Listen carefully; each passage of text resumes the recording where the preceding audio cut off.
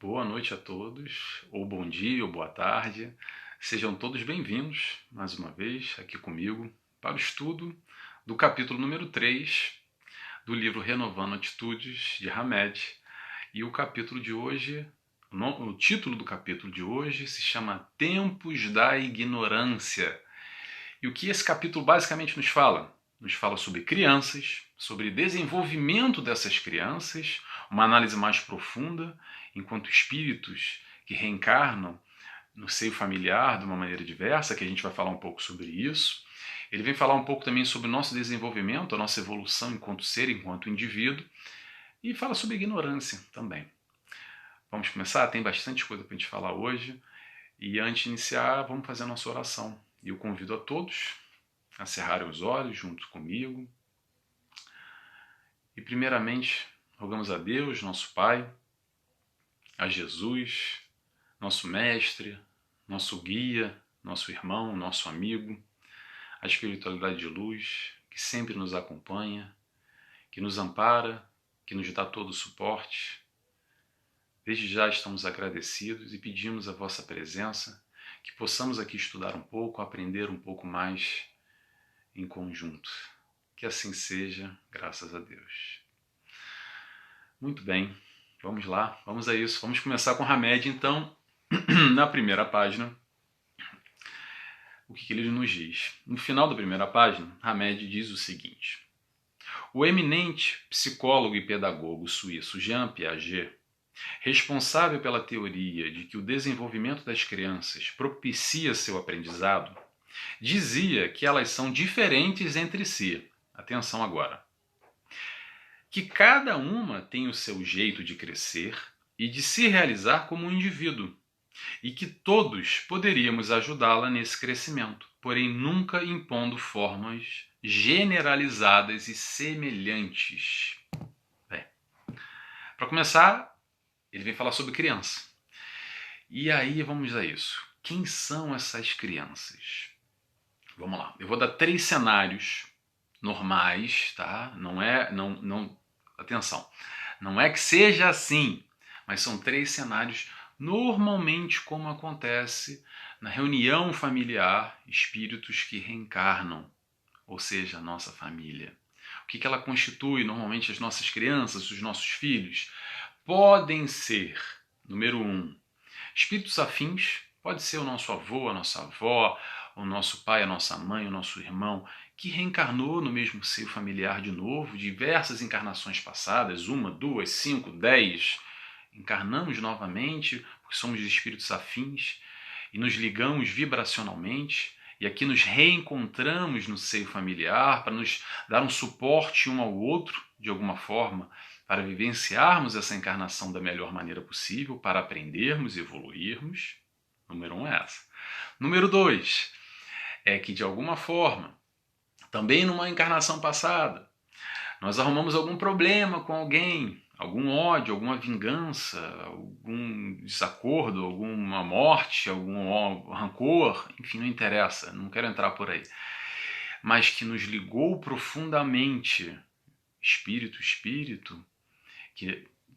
atenção, vamos abrir um parênteses aqui. A vibração, a ligação, o amor e o ódio ligam da mesma forma, de diferente intensidade, mas nos reúnem na mesma vibração. Então, se eu amo alguém e a pessoa me ama, há um laço de união fluídico, vibracional. Ponto. Agora, se eu odeio alguém e alguém me odeia também, existe o mesmo laço, só que numa contramão. Mas a ligação também existe, ok? Em outro polo, polo positivo e polo negativo.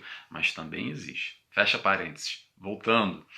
Então, se de alguma forma nós nos ligamos vibracionalmente com o fulano, ciclano, numa encarnação passada, no seio familiar ele retorna também para o tal resgate necessário, a providência divina, a espiritualidade, no planejamento reencarnatório, nos coloca de novo sobre o mesmo teto para um resgate muitas das vezes, ok? E a terceira, normalmente, é aquele espírito que de alguma forma nós não conhecemos, nós não temos histórico, não temos passado nenhum com esse espírito, mas de alguma forma ele é colocado como nosso filho, como um parente, para o nosso crescimento, para o crescimento dele. De alguma forma há algum tipo de afinidade, algum tipo de sintonia, e assim nós somos reunidos debaixo do mesmo teto também, por algum motivo, por alguma razão. Então o que interessa saber isso, Nelson? Interessa saber porque nós, enquanto pais, enquanto educadores, a partir do momento que nós temos essa consciência de que a melhor forma de educar é o olhar, entender, compreender que cada ser, cada indivíduo tem as suas diferenças, tem a sua bagagem, porque vivemos uma encarnação passada e aqui nos encontramos novamente, esses indivíduos precisam de considerações diferentes e não de formas generalizadas, como o Hamed coloca aqui. O que isso quer dizer na prática, Nelson? É assim, eu tenho 2, 3 filhos. Tenho 3 filhos, pronto. Vamos dizer que eu tenha 3 filhos. Então, quer dizer que eu vou ser o pai igual para os 3 filhos. Normalmente é assim que a gente faz, né? Mas será que um filho não precisa de mais atenção do que o outro? Será que um não precisa de maior atenção em termos educacionais, em termos de amor, porque ele já demonstra ali algum tipo de personalidade, algum tipo de dificuldade, algum tipo de antipatia, algum tipo de sentimento de revolta, muitas das vezes? E a gente já percebe logo quando criança, será que aquela criança ali não precisa de mais atenção que uma outra, que às vezes é uma criança mais tranquila, que tem uma afinidade melhor, que já está num outro estágio? Não sei. Não sei, quem vai dizer é quem é pai, quem tem filho e consegue perceber muitas das vezes. É até interessante quando são gêmeos e percebe-se que teve a mesma criação, o mesmo seio familiar e tem personalidades completamente diferentes e muitas das vezes motivações, tendências, afinidades ou dificuldades de uma maneira geral completamente diferentes. E Hamed vem nos alertar exatamente sobre isso. Porque nós, naturalmente, no processo normal, o processo natural do ser humano é fazer o quê? É replicar aquilo que nós aprendemos do nosso pai, da nossa mãe, o que é o certo e o que é errado, e que os nossos avós ensinaram aos nossos pais, e assim a gente continua. Só que acho que a grande discussão aqui, a chamada de atenção de Hamed para essa análise mais profunda, é que talvez esse tipo de educação funcionou do seu avô, da sua avó para os seus pais. E talvez até funcionou para você, mas não necessariamente vai funcionar para o seu filho. Porque a educação, de uma maneira geral, quanto mais nos termos materialmente falando, da escola, a escola muito bem, ela nos ensina, ela nos dá educação na base intelectual, nos prepara para a vida acadêmica, o que é que seja, mas ela não nos ensina principalmente o aspecto moral. Crenças, valores se aprendem em casa, né? E como é que é a nossa criação? Qual é o tempo que a gente doa para esses filhos? Será que muitas das vezes não é ali o PlayStation, o joguinho, o YouTube que está fazendo esse papel? Uma empregada, ou um tio, ou uma avó, ou não sei, um vizinho? Será que não é o nosso papel enquanto educadores? Podemos fazer o melhor tendo essa consciência de que esse espírito está ali, encarnado, o nosso filho não está ali por acaso. Não foi por acaso que ele foi colocado ali ao nosso lado. De alguma forma ele faz parte do nosso contexto também para evoluir. Ele faz parte da nossa caminhada. Não aconteceu por acaso, nasceu filho aí, pronto, e a vida cria, né? E as coisas acontecem. Sim, se a vida tiver criar, a vida vai criar. Mas eu acho que a chamada de atenção, mais uma vez, de Hamed, é para nós estarmos atentos enquanto pais e darmos o nosso melhor. Também não adianta a gente entrar em paranoias, naquela história que eu digo sempre, de chicote, de uma autoexigência em demasia, que nos coloca num estágio de culpa, muitas vezes. Tem que tomar cuidado, a gente tem que ter a consciência tranquila, enquanto pais, enquanto educadores, para doar o nosso melhor para aquele ser que nós amamos, o nosso filho, a nossa filha que vem de encontro às nossas necessidades e às necessidades dele ou dela. E eu acho que essa a importância de termos de termos essa visão mais ampla nesse sentido, ok? Vamos continuando então? Vamos lá. Próximo trecho.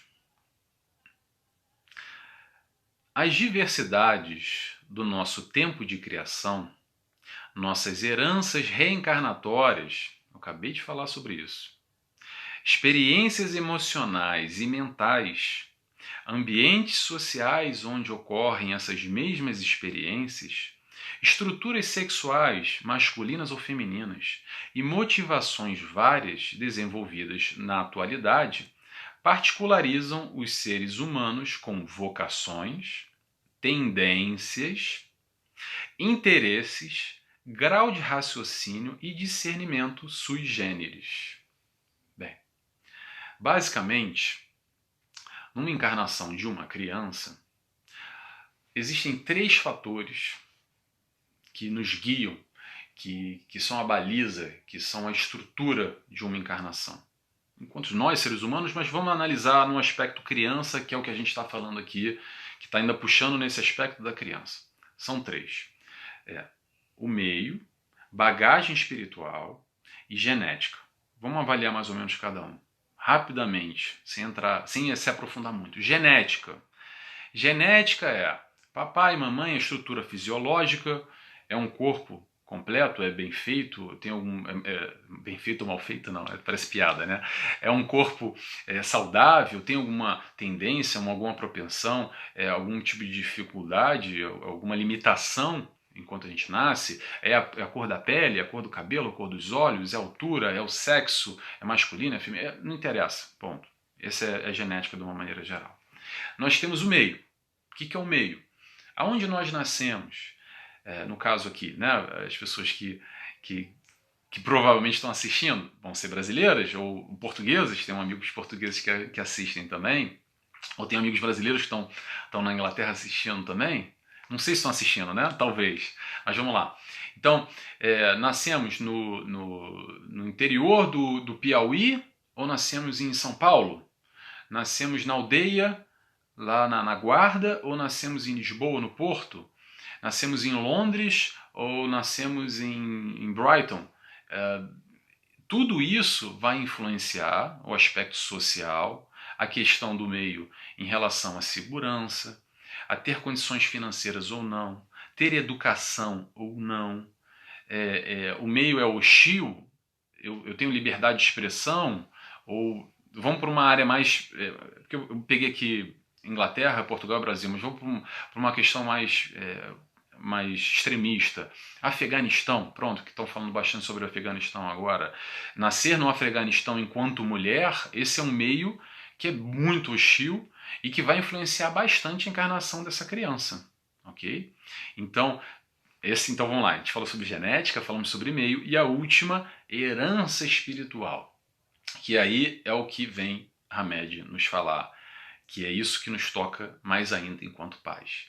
O que é herança espiritual, basicamente falando? Herança espiritual é a bagagem, a tal bagagem de outras encarnações, o que adquirimos como experiências positivas ou negativas. Ponto. E como isso se manifesta hoje em dia, Nelson? Se manifesta através das nossas tendências e das nossas inclinações, positivas ou negativas. Se um pai, uma mãe, se nós pararmos para observar, desde a tenra infância, consegue perceber, quanto mais quando tem irmãos, né? Fazendo uma comparação, não uma comparação para dizer quem é melhor ou quem é pior, atenção, mas conseguimos perceber tendências mais positivas, mais negativas, alguns movimentos mais fortes para um lado ou para o outro, nas duas esferas, porque nenhum de nós somos perfeitos. Todos nós temos características, normalmente, de orgulho, de avareza, enfim, egoísmo. E não vou entrar por aí, mas vamos lá. Desde criança, vamos voltar à criança para não me perder. Então, percebemos nas crianças, desde a tenra infância, algumas tendências. E para que isso interessa, Nelson? Interessa para nós, enquanto pais, enquanto educadores, estarmos atentos. E desde que o que acreditamos no nosso sistema de crenças e valores, principalmente nesse aspecto moral, o que nós podemos limar, ajustar, corrigir, ensinar a essa criança. Porque o lado intelectual, a escola dá. Isso o mundo dá. Agora, o lado moral, ele vai aprender em casa, com os pais. Eu acho que essa é a chamada de atenção aqui que ele vem nos dizer. Vamos continuando. Como educar ou avaliar genérico... isso é uma pergunta. Calma, uma pergunta. Uma pergunta de 50 palavras. Vamos lá. Como educar ou avaliar genericamente, usando o mesmo critério, crianças que receberam uma educação cheia de energia e vida, ensinadas a questionar, criar e ter curiosidade e admiração pela natureza, e outras que só vivenciaram discussões, agressões e comportamentos medíocres por entre odores de bebidas alcoólicas e nicotina. Vou pausar aqui e depois eu continuo. A pergunta do Hamed. É aquele clássico que é assim. A mamãe foi chamada na escola porque o filhinho, que ela ama de paixão e que é um doce em casa, que nunca falou um palavrão, ele é super tranquilo, uma criança é um anjinho. E chegou na escola e xingou e agrediu a outra criança lá, foi super violento. E ela é chamada, ela não compreende, os pais são chamados lá na escola, e chegam na escola, e vem lá a diretora, a tia da escola, e fala, olha, o seu filho xingou o fulaninho de palavra XYZ. E aí o pai e a mãe regalam os olhos e ficam assim chocados com aquilo, e falam, como assim, meu filho? Como você falou uma palavra dessa? Aonde que ele aprendeu isso? Aonde que ele aprendeu isso? Ele não trouxe esses xingamentos de uma encarnação passada. Ele aprendeu, muito provavelmente, com o papai, com a mamãe, com a vovó, com o tio, com a televisão, com a internet, que é bom estar atento, né? Com o tipo de conteúdo que a criança tem que supervisionar, o tipo de conteúdo que a criança está ali se alimentando diariamente, porque essa criança não tirou do nada isso. Então, um ambiente familiar, principalmente, que é o que Hamed está falando aqui, é de extrema importância. Em que ambiente familiar a criança é uma esponja? Sabe a história que a criança é uma esponja? Ela está ali só recebendo informações, todo tipo de informações, para o bem e para o mal, as coisas boas e as coisas ruins. Então, numa casa que só tem gritaria com os pais, é o pai e a mãe brigando o tempo inteiro. Grita, grita, grita, grita, grita. O que essa criança vai fazer? Ela entende que para conversar se grita. Então ela vai gritar. É assim que ela vai agir. Sabe essas pessoas que gritam? Porque normalmente é assim que elas aprendem. O tempo inteiro. Não tem outra fórmula.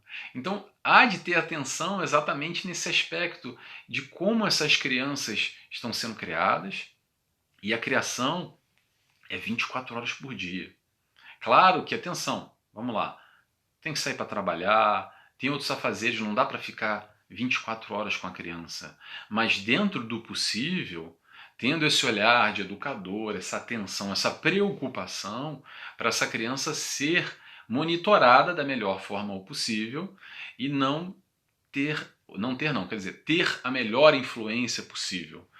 Que foi o que Hamed fez aqui, essa comparação da criança que é estimulada a artes, cheia de energia e vida, e a outra que só vivencia discussão, etc. São dois mundos completamente diferentes. Então Hamed nos questiona como avaliar como é que ele diz aqui? Como educar ou avaliar genericamente duas crianças que são criadas de formas distintas.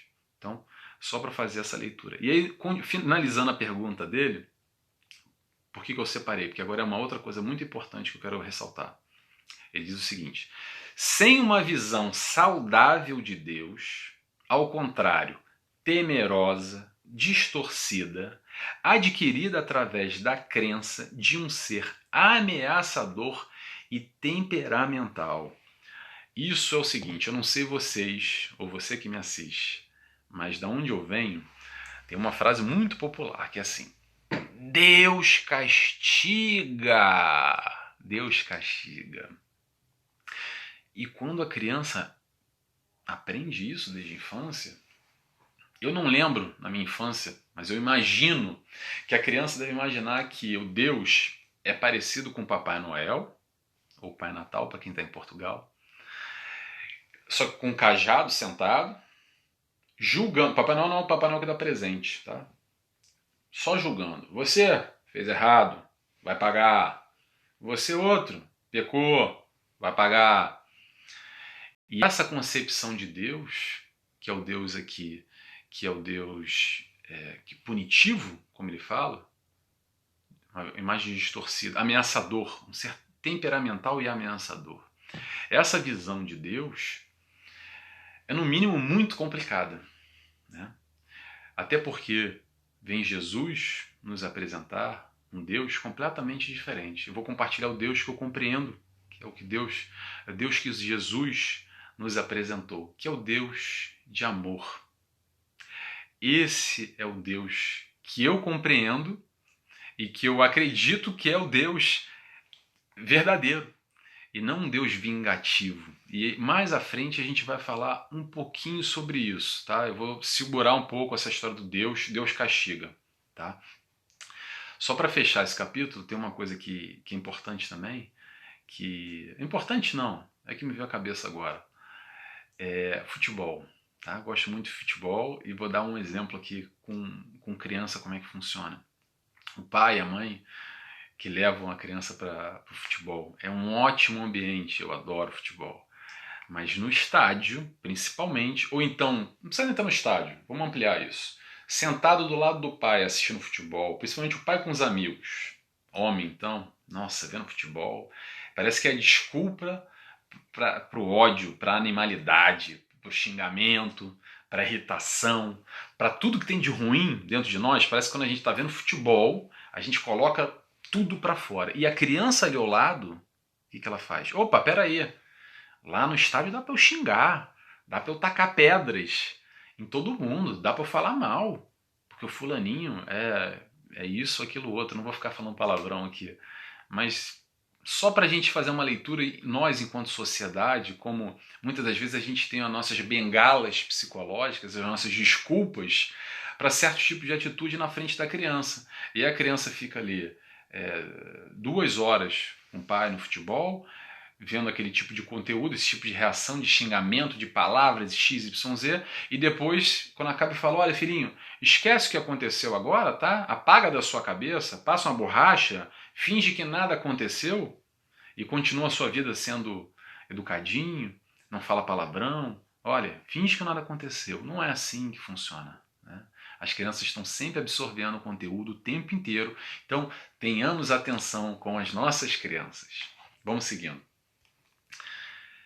Mais à frente, a média nos diz: esse processo evolucional nos mostra que podemos estar um pouco atrás ou adiante das criaturas, embora cada uma delas tenha suas características próprias e certas de acordo com a sua idade astral. Idade astral, o que ele quer dizer com idade astral? Idade espiritual. Enquanto espíritos reencarnantes. Então, qual é a sua idade, Nelson? Não sei, não faço a menor ideia, não vislumbro, a minha mediunidade é muito limitada, não faço ideia mesmo. E para você, qual é? Não faz diferença nenhuma, tá? Mas, claramente, nós podemos perceber nas nossas crianças, muitas das vezes, o pai e a mãe falando assim: nossa, essa criança, esse meu filho parece meu pai. Não, parece um velho, essa atitude dele. Parece um meu avô, a minha avó.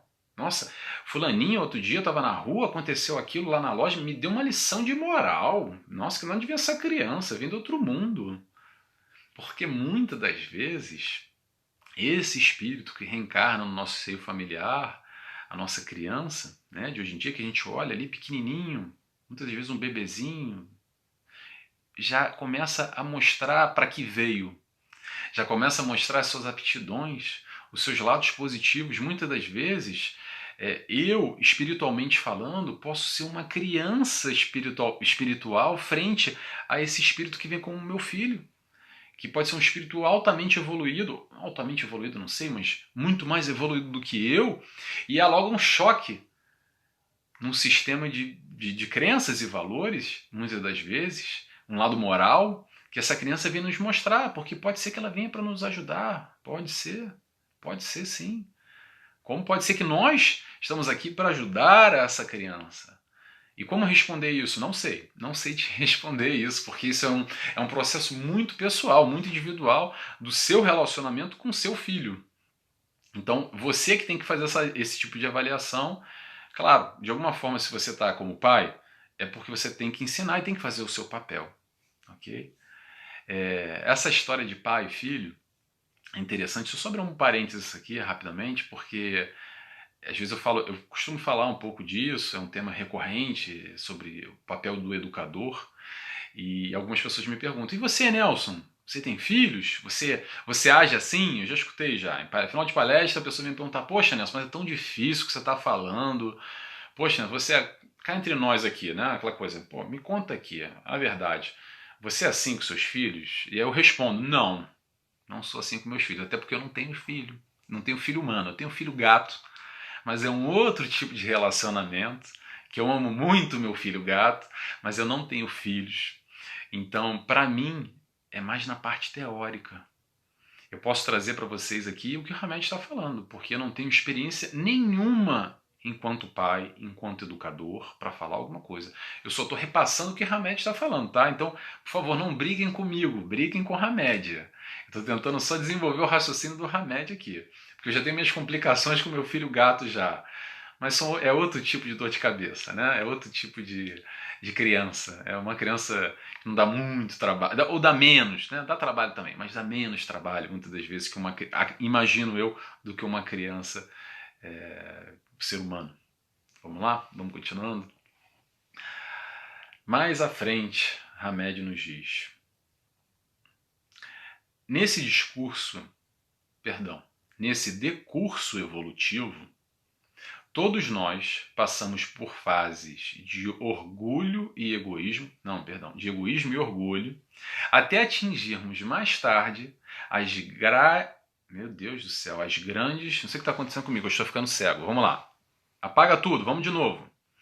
Nesse decurso evolutivo, todos nós passamos por fases de egoísmo e orgulho até atingirmos mais tarde as grandes virtudes da alma. Deve ser o sono.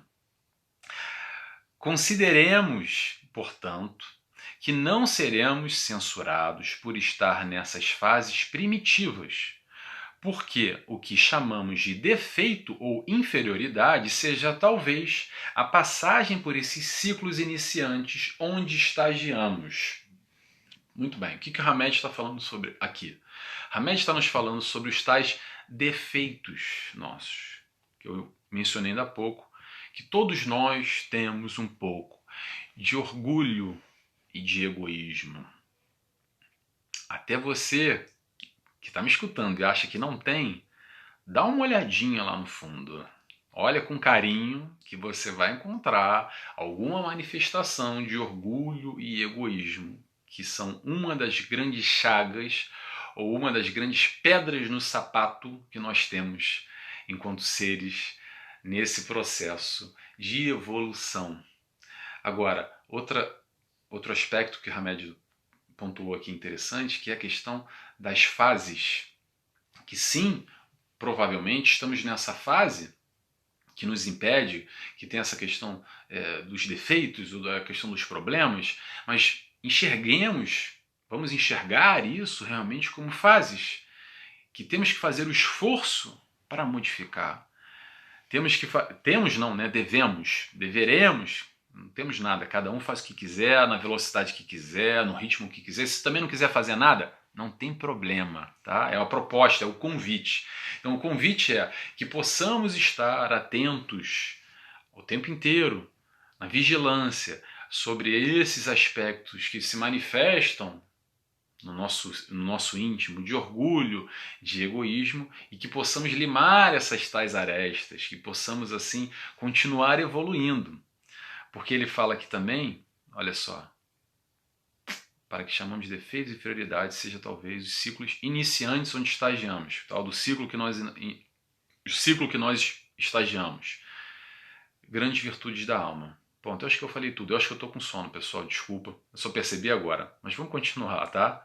Eu tô lendo aqui, tô raciocinando e tá começando a dificultar. Mas vamos lá que acho que a gente tá indo bem. Continuando. Coisas inadequadas que vemos em outras pessoas podem ser naturais nelas, ou mesmo do tempo da sua ignorância, e representam características próprias de sua etapa evolucional na estrada por onde todos transitamos, alguns mais avançados e outros na retaguarda. Então, é o seguinte, aceitar o próximo que está numa condição diferente do que a nossa muitas das vezes, tá? E não tentar impor o meu pensamento, a forma que eu vejo a vida, a forma que eu acredito que é o certo ou que é o errado. E aí vamos sair um pouco da esfera de criança? Vamos trazer um pouco a esfera do relacionamento homem e mulher. Ok. O que acontece? Muitas das vezes a gente acredita que a gente está certo do nosso ponto de vista e a gente quer mostrar para aquela pessoa, e a gente tem as melhores das intenções, o maior amor do mundo, a gente quer o bem, a gente quer que aconteça, e a gente tá ali muitas das vezes forçando uma barra, mas pode ser um nadar contra a maré, um murro em ponta de faca, porque se a pessoa não tiver a maturidade emocional, o estágio evolutivo naquele momento, não adianta. Não adianta. A gente vai fazer o nosso melhor sim para tentar colaborar, ajudar sempre, mas são questões muitas vezes de ponto de vista, de maturidade emocional, de crescimento evolutivo enquanto espíritos que somos também, avaliando nessa perspectiva. E como é que isso acontece? Acontece em conflito, muitas das vezes. Então como é que a gente pode, dentro do possível, nesse relacionamento homem e mulher, conter as nossas expectativas? Eu falo muito sobre expectativas. Como é que a gente pode conter as nossas expectativas para não nos frustrarmos, para não estarmos ressentidos, magoados, desanimados, feridos, sofrendo com dor num relacionamento muitas das vezes que nós esperamos em demasia daquele fulano ou daquela fulana.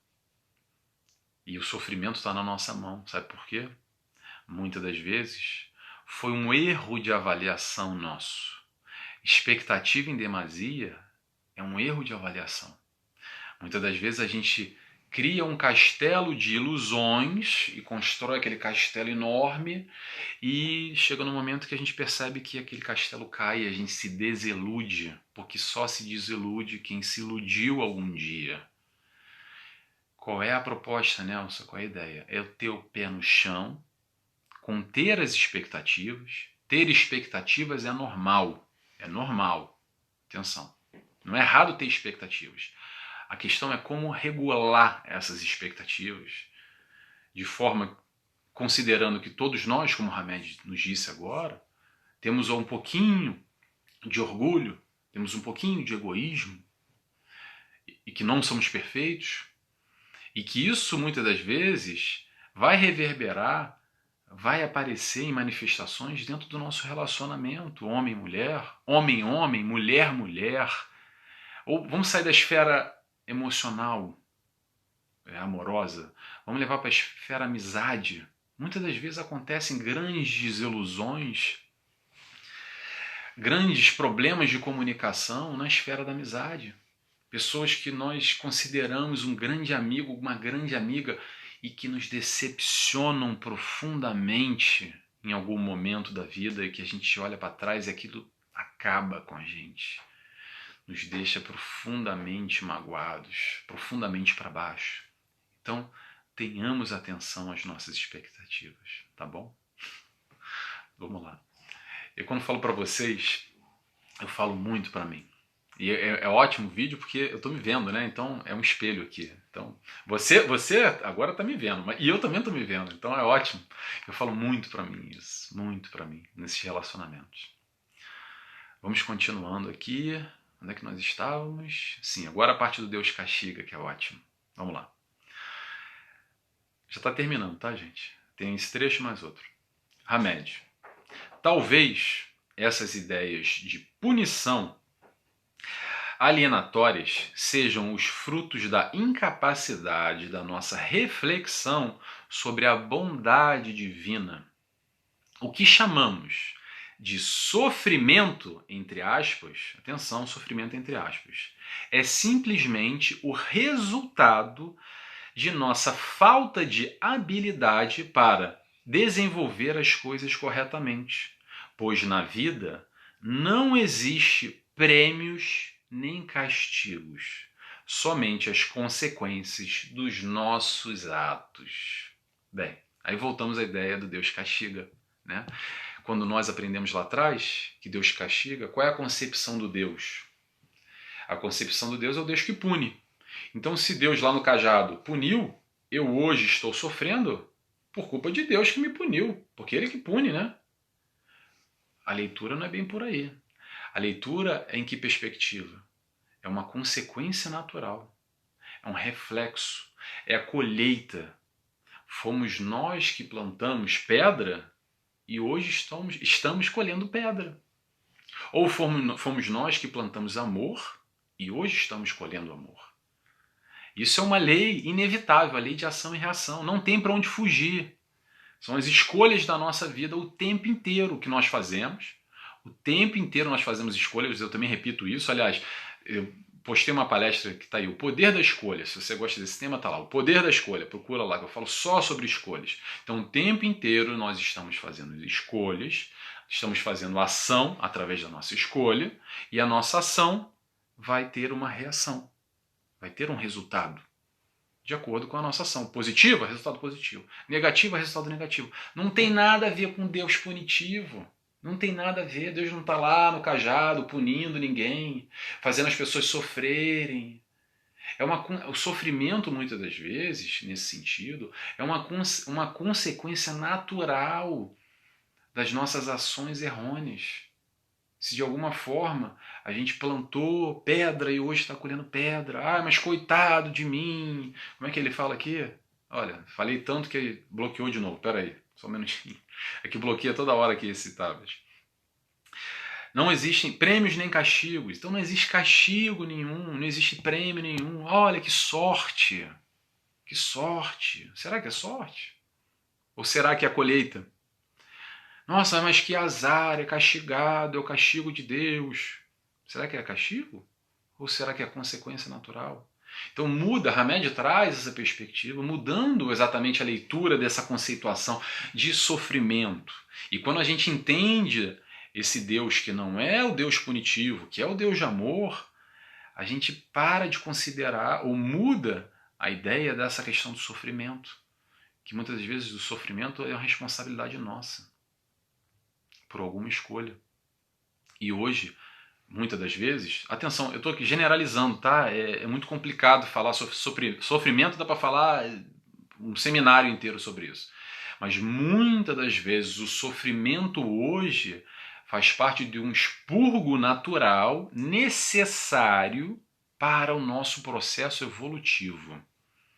E aí a gente pode separar dor, sofrimento, porque dor não é sofrimento. Aí vai para outra esfera que eu acho que não vou ter nem tempo de falar aqui. Vai ficar para o próximo capítulo. Pronto, se você quer saber sobre dor e sofrimento, Hamed no futuro vai falar sobre isso. E eu vou falar bastante sobre isso. Pontuando, dividindo, separando. Se você gosta desse tema, fique no curso, no estudo. Vamos lá. Vamos continuando agora no último trecho para a gente terminar. Vale, porém, considerar que, à medida que nossa consciência se expande e maior lucidez se faz na nossa mente, maiores serão nossos compromissos perante a existência. Então, o que ele está falando aqui? Ele está falando sobre maturidade emocional, sobre raciocínio lógico. Vamos assumir a responsabilidade pela nossa felicidade. Aí felicidade, ó, de novo, eu falei sobre felicidade no estudo passado, tá aí, aula 2, você quer saber só sobre felicidade, foi aula 2. Vamos assumir a responsabilidade. A partir do momento que nós temos consciência das coisas, e eu tenho certeza que você, que está me escutando aqui, você tem muita consciência, porque senão você não estaria nem conseguindo acompanhar o raciocínio lógico. Não que eu tenha um grande raciocínio lógico, mas para a gente poder ter ler esse livro e compreender esse tipo de conteúdo, de alguma forma a gente já tem um nível evolutivo que seja alguma maturidade, alguma inteligência emocional. Ponto. Então, a partir desse momento, a gente tem um controle maior, uma responsabilidade maior sobre a nossa vida, sobre os nossos sentimentos. Assumindo as responsabilidades e deixando para trás, muitas das vezes, aquele papel de vítima que nós fazemos perante a vida. Que, ai, coitado de mim, coitado, porque eu não merecia, porque isso acontece comigo, porque, poxa vida, porque injustiça. Será? Será que é isso? Será que é isso? Vamos analisar isso profundamente. Vamos avaliar o nosso eu. Não precisa avaliar a reencarnação passada. A gente não precisa fazer um processo de TVP, de regressão, para enxergar as nossas tendências, as nossas aptidões, as nossas qualidades, os nossos defeitos. Basta um olhar simples, superficial, para a gente já perceber mais ou menos que tipo de farinha a gente é. Nós somos todos farinhas do mesmo saco, né? Mas a qualidade, o quilate, pronto, farinha não. O quilate, vamos dizer assim, o quilate que nós somos. Quantas qualidades nós temos, quantas dificuldades nós temos para recuperar. Como nós podemos fazer da melhor maneira possível. E sim, assumindo a responsabilidade novamente sobre a saída dessa ignorância, que é o título do capítulo, que fala sobre ignorância. Não somos mais ignorantes. A ignorância existe quando nós não temos conhecimento de algo. A partir do momento que nós temos conhecimento, temos a responsabilidade por essa questão. E para mim a leitura que eu faço é: temos a responsabilidade pela nossa felicidade. Nada mais do que isso. Porque no fundo é o que a gente sempre está buscando o tempo inteiro, é sermos felizes cada dia mais que passa. E é isso. E terminei a reflexão de hoje. Acho que eu não fiquei devendo nada. Deixa eu fazer a minha revisão aqui nas minhas anotações. Acho que eu falei tudo. Sempre tem um pouquinho mais para falar, mas já falei tudo. Muito obrigado por vocês estarem aqui presentes. Espero que vocês tenham gostado, como eu gostei. Espero que tenham tocado você, como alguma parte, como para mim, teve uma parte que me tocou bastante, principalmente aquela parte das expectativas, algo que me toca. Tomara que o capítulo tenha tocado você, que eu possa ter facilitado, ajudado esse estudo. Tomara que vocês estejam gostando de alguma maneira, tá bom? Vamos fazer a nossa oração agora para terminar. Convido a todos a fecharem os olhos comigo, a agradecer a Jesus, a Deus nosso Pai, a espiritualidade de luz. Obrigado por estarmos aqui, reunidos em Teu nome, buscando a Tua palavra, o Teu conhecimento. Obrigado mais uma vez, Hamed, por esse estudo, por essas reflexões, que possamos levar esse conhecimento para a nossa prática, no dia a dia, para aqueles principalmente que têm crianças nesse papel de educadores, que possamos estar atentos à nossa felicidade, à felicidade desse espírito que reencarna no nosso seio familiar, e que possamos dar o melhor de nós. Muito obrigado mais uma vez, que assim seja, graças a Deus. Muito obrigado a todos e espero vocês no capítulo 4, semana que vem. Tchau, tchau.